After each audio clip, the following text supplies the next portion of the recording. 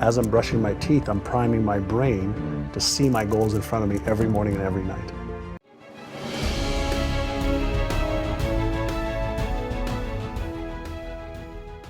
So vision board for seeing what you want, the accomplish board for reminding yourself that you've got a lot to, that you've accomplished so you feel good. Yeah, I have them in my closet, in my home, encased on the floor. I have this ritual as well. I do something called brush and prime.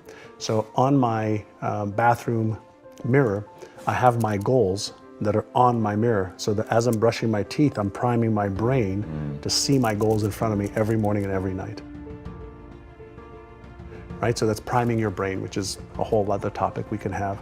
And then the accomplishment boards reminds me, whenever I look at the stuff that I've accomplished, I go, that wasn't easy. I mean, there were a lot of ups, downs, highs, lows, failures, times I thought I'd quit and I didn't. So it's to remind me to go through the times that I don't think I'm going to be able to achieve those things. And then the CRAP board stands for conflict, resistance, accomplishments, and procrastination.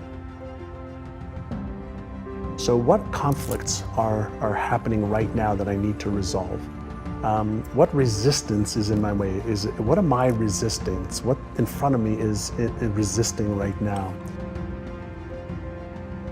And then accomplishment as well is to remind you that you can get through stuff. And then procrastination is what's causing me to procrastinate.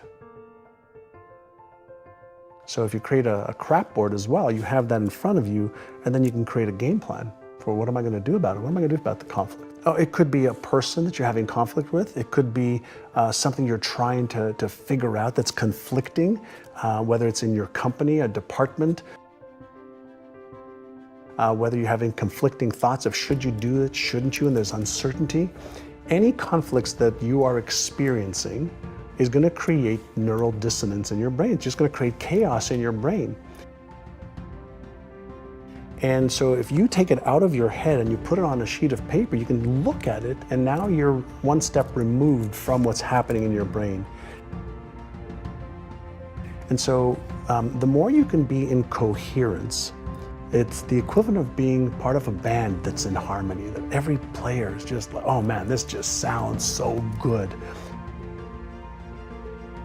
Well, the more you can be in coherence, the more you're going to be in flow, and the more you're going to take action.